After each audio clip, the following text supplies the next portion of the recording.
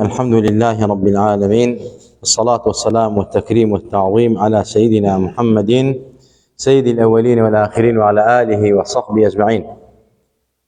اللهم ربنا آتنا في الدنيا حسنة وفي الآخرة حسنة وقنا عذاب النار. عزيزان خوشويستان، لشوي تري جمعة مباركة لخدمة كور ومدح واستعيش حضرة الرسول أكرمه صلى الله عليه وسلم إلى سربه لباسي سيري باكا شمائلي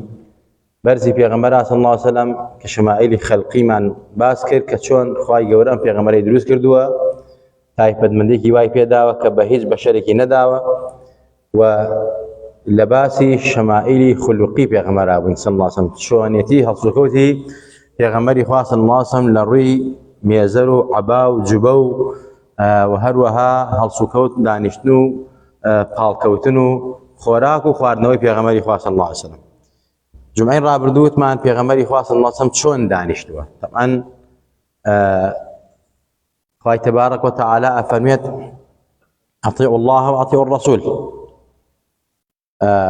إطاعي خوا وإطاعي پیغمبر كان صلى الله عليه وسلم. وما آتاكم الرسول فخذوه أو كبيغمبر هنا ورقرا. يعني إما لشون كوتني پیغمبری خوا صلی الله عليه وسلم يتر همو سنة كانت شي سنتي لبواري عباداتها به فرسشها به يا لبواري أخلاقاته وخصوصاتها به بو إما هم عباداتها. يعني بوننا حضرت أبا أيوب الأنصاري رضي الله عنه خايل سر به لفضل حضرت أبا أيوب كخدمة پیغمبری كدو صلى الله عليه وسلم أفرمت أوندا شون كوتي پیغمبر صلى الله عليه وسلم حتى كبيغمبر إخوة ناني وبيغمبر أبي صلى الله عليه وسلم كان كان هنا وسينا كان هنا السيد كل بيغمبر إخوة دستي مبارك اللي كيو دعوة أسولو شوني إخوان يعني الريك دستي خذ شون دستي بيغمبر إخوة صلى الله عليه وسلم. علماء فرمون أما بلغي كإنسان بتواني وهولبا لهم حركات وسكناتك شون كوتي بيغمبر صلى الله عليه وسلم يتل الدنيا ولا قيامتها بختور بيت. بيغمبر إخوة شون دانشتوه باسمان كيف دانشني پیغمبر و چوار مشقي بوا و بو شوازه هرتو اشنو راس كده تو مساله اوا بعد دستي گرتويتي و بس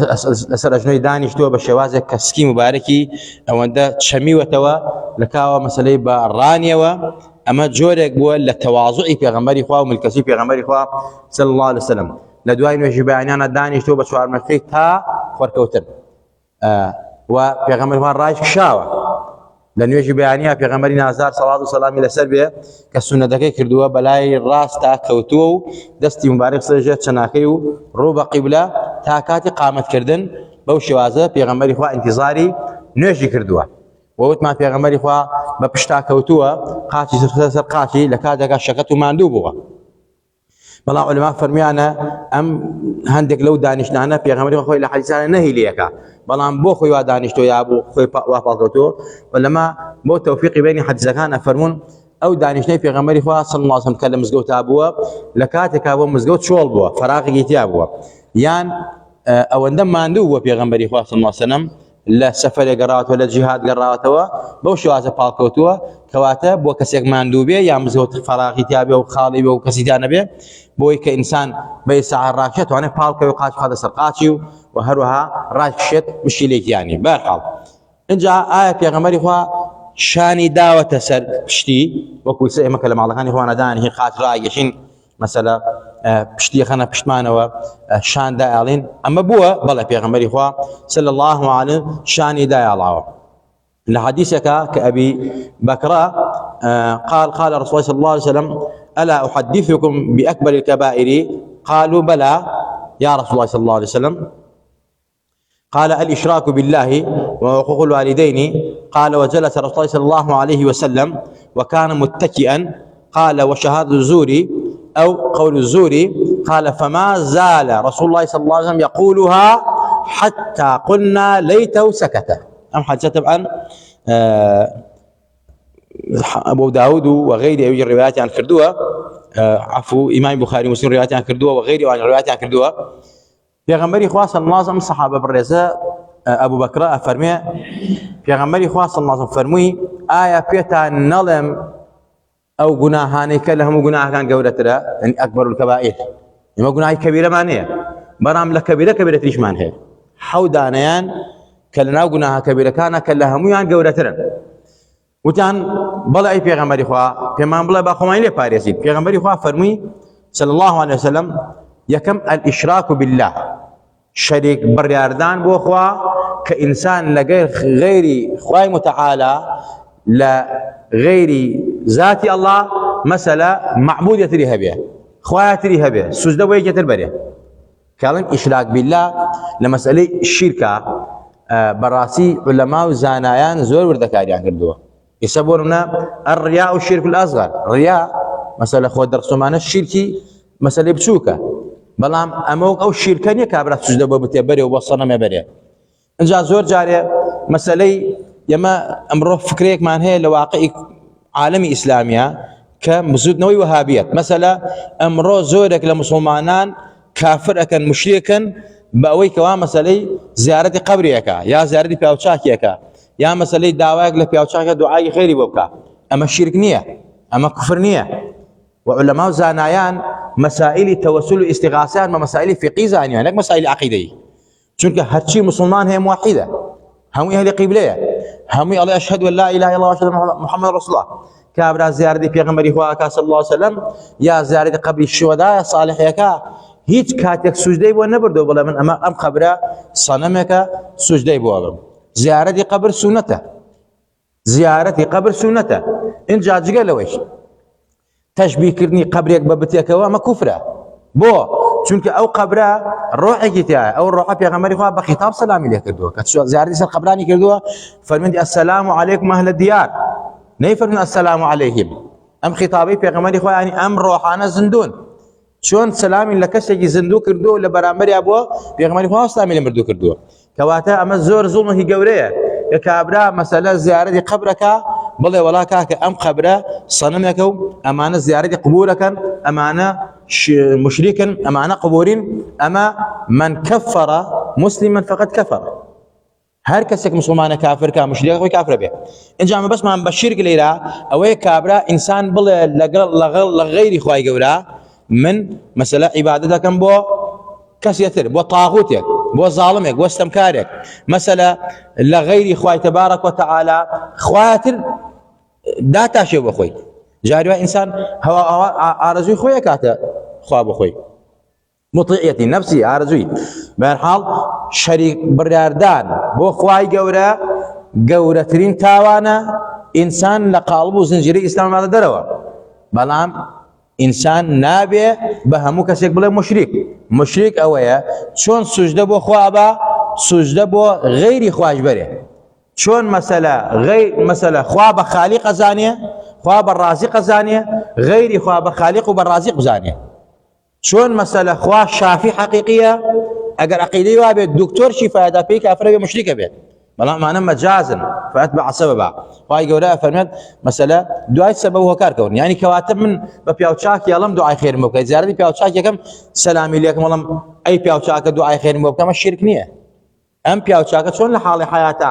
گوێی لە منە و دوعام بۆکە، لە حاڵی مەماتیشە بە هەمان شێوە گوێی لە سەلامی منە وەڵامی سەلامی ژێنێتەوە. پێغەمبەر فەرمێ لە ئێوە چاکری ئەبیسن و دوعا و مەطالیبەکانیشمان کە ئێمە ئەڵێن دوعامان بۆ بکە دوعاشمان بۆ بکەن. عالمی بەرزق عالمێکی سابتە. ئەزیزەکانم اینجا یەکێتر لە مەسەلە تاوانە گەورەکان ئەوەیە حقوق الوالدین،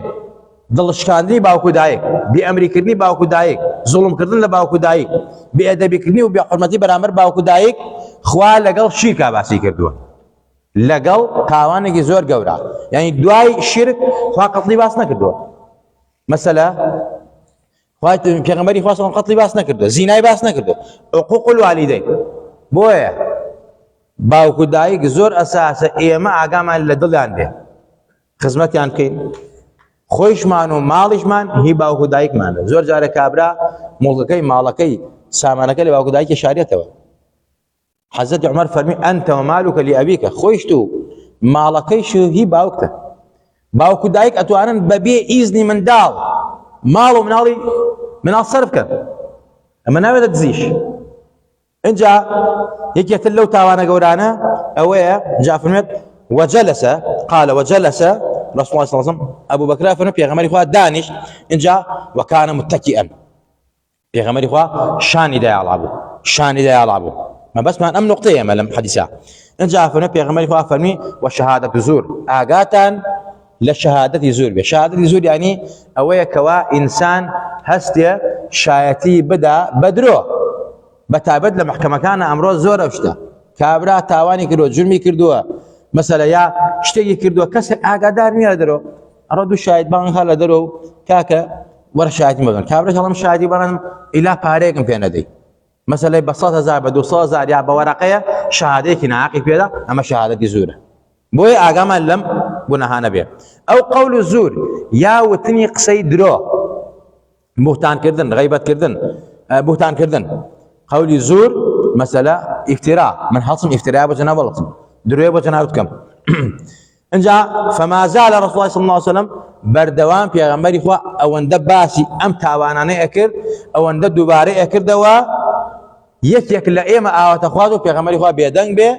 لسر ام تاوانانه او ان دا في غمر اخوا بتندي باسك ما بس معنا نقطه في غمر عزيز من صلاه والسلام الى سربه براسي شان دا يلاو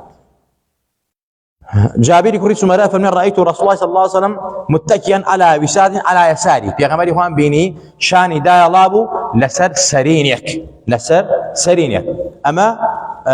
في غمر اخوان صلى الله عليه وسلم بار حالم بابته زور تفاصيل بلام يمار بكرتي چونك بعض الشمائل خلقي في غمر اخوان في غمر اخوان دانشتوا قال كوتوا شاني دا يلا بلاي تشپا وبلاي راسا عزيز كانم انجا آية في غمر اخوان بپي وراوستاوا زختي خسر برادركاني رفيقاني يا مثلا شاني دا الله بالي داتو بيانو بله بتايبل لكاتي نخوشكا في غمر اخوان لكاتي ساق سليميه في غمر اخوان صلى الله عليه وسلم زور سلامت بوا هيڅ مسئله بالي نداتو بلام لكاتي نخوشكا او حضرت انس رضي الله عنه قال سلبي فرمى ان النبي صلى الله عليه وسلم كان شاكيا فخرج يتوكأ على اسامه بن زيد وعليه ثوب قطري قد توشح به فصلى بهم افنى في غمر اخوان صلى الله عليه وسلم كتب عن اسنادكي كان ضعيفه بلام بارحال لو باروها توك في غمر اخوان صلى الله عليه وسلم شاني دا الله افرمي الناس يكرم عليك رضا رحمه اخوان في غمر لكاتي نخوشكا كاتكوا سرتاي نخوشكا في غمر اخوان صلى الله عليه وسلم لبربيه هيزيو بيتواناي خوي في غمر اخوان صلى الله عليه وسلم اسامه كري زيد تمام بيشتر اسامه كري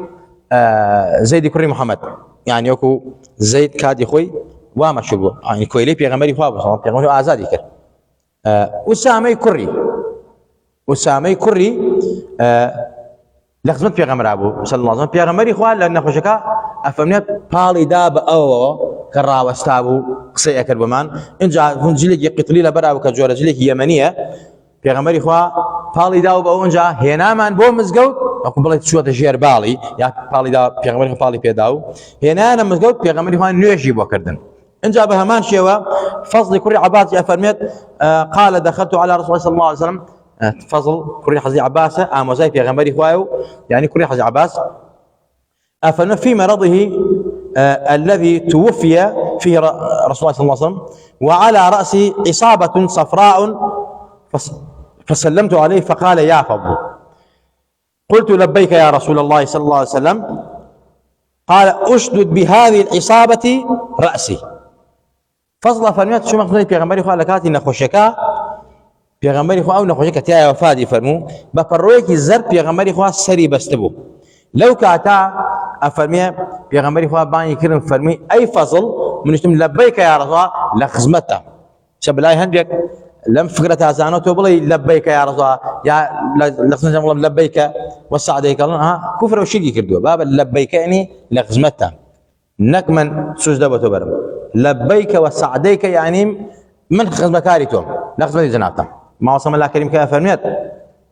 لقش دولات بنديتو زورن من بندك كردستاني توم ما بس بنده يعني خزمتكار يعني چون كادي خوي عبد بنده بو خزمتكار بكار هنا اكو شلون يسمع معها يا كلمه خزمتكار بكار يعني كويله بس اللي بكار يعني كويله واتا عبد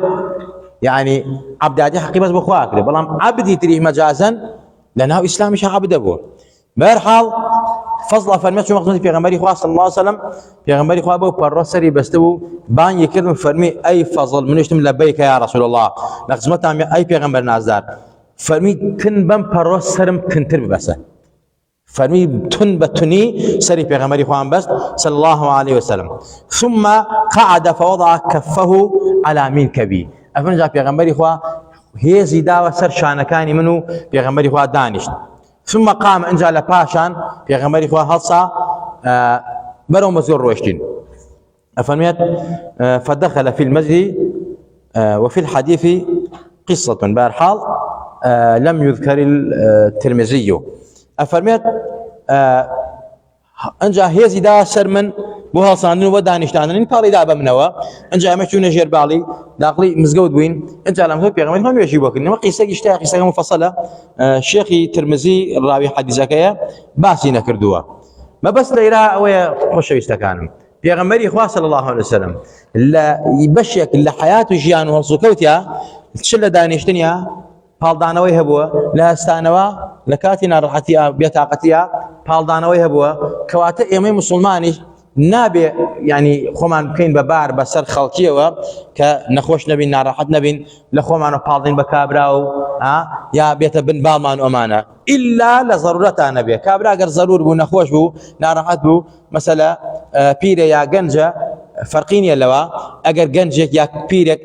مەسەلە بڕاتە پەنای و پاڵدا بۆ پیرۆیا بۆ گەنجەوە ئەمە پێغەمبەری خوای کردوێتی و هیچ حرامێکی تێیان نییە و بگرە ئەو کەسانێک کە بێهێزن ئەگەر وەک پێغەمبەری خوا صلی الله علیه وسلم پەنا بەنە بەر کەسێک خزمێکی دۆستێکی ڕەفیقی هاوڵێکی ئەمە سنەتی پێغەمبەری خوای صلی الله علیه وسلم بەتایبەت لە کاتی لاوازی و نەخۆشیە خوای گەورە لە هەموو لایەکمان ڕازی بێ خوای لە هەموو لایەکمان خۆش بێ خوای تەبارەکەوتەبارەکەینەوە بە ئیسمی عەزەمی خۆت لە گوناهی خۆمان و باوکو دایکمان خۆش بە ئەم مجلسمان لێ قبوڵ کە ناوی خۆمان و باوکو دایکمان تۆمار کە لە خزمەت پێغەمبەری نازدارە صلی الله علیه وسلم بەتایبەت ئەو پێغەمبەرە نازدارە سەڵات و سەلامی لەسەر بێ لەو دەفتەرە تایبەتی خۆیان کەوا ناوی دۆستان و خۆشەویستان و عاشقانی خۆی تۆمارەکە خوایە ناوی خۆمان و باوکو دایکمان تۆمارکە چونکە بە ئەهلی سڵاوات دامان بنێ چونکە پێغەمبەری خوا خۆی فەرموویەتی هەر کەسە سڵاوات من لەسەر لێ بدا ناوی خۆی و باوکو دایکی تۆمارەکەمە و کەما قال ئەنووسم ولا روجي قيامتها شفاعتي عن بوكم تكامل بوكم خواه ناي خومان باوكو دايك ما توماركا بر او حديثي في غمري خواه كمين صلى الله عليه وسلم يا ربي خواه جان لتفارين وبإيمان ومان جنب ما مدرين وزندو ما كروا لدردو بلاو نخشونا خوي خومان ومالنا ما نادا خواه بزيب مسلماناني جهانا بقشتي بيتوا بتايبت مسلماناني غزة وفلسطين خواه رزقاران كلونا هامتي ولو نقبتي بتايبت أهل غزة أهل فلسطين كيستا لنا هامتيان ظلمان خواي يهود قاورو جولكو أعوان كل كان سريعا كردو بيكا بقطو عامي مسلمان خواي عليان قبول لكي خواي عليان قبول لكي جاش يهود بشكينا تسو بيهم خرد لنا مسلمان سرخة عزة النصر قرنوا بمسلمان يا ربي خواي مسلمان لغزة وفلسطين لو برسيتي ولو نهامتي ولو ظلم رزقارك خواي صوري إيماش قبولك إيما براسي خمان بكم ترخم زانين بلان بستن هذا صلاة دعاء مانيا يا ربي خوايان أم دعاء من لي قبولك لي ورقرا چونك إيما تواناي أو مانين يبراين بجيانو بجستو بمال هاو كاليان بين خوايا لقفارينوا بقوري خود بفضل خود خوشويسي خود پروردگارا لمن قبولك لمن راضي به اللهم صل وسلم وزد وبارك على منبع الانوار سيدنا وقائدنا حبيبنا النبي المختار وآله الأبرار وصحابته الخيار صلاة تحفظنا بها من شر الأشرار وكيد الفجار ومن فتن الليل والنهار اللهم صل وسلم وزد وبارك على سيدنا محمد صلاة تنجينا بها من جميع الأهوال والآفات تقضي لنا بها جميع الحاجات وتطهرنا بها من جميع الذنوب والسيئات ترفعنا بها عندك على الدرجات وتبلغنا بها صلغات من جميع الخيرات في الحياة وبعد الممات إنك السميع القريب مجيب الدعوات اللهم صل على سيدنا محمد طب القلوب ودوائها وعافية الأبدان وشفائها ونور الأبصار وضيائها إنك على كل شيء قدير واغفر لنا يا ربنا وبلغ آمالنا واحشرنا مع النبيين والصديقين والشهداء والصالحين وحسن أولئك رفيقا آمين آمين وصلى الله وسلم وبارك على سيدنا محمد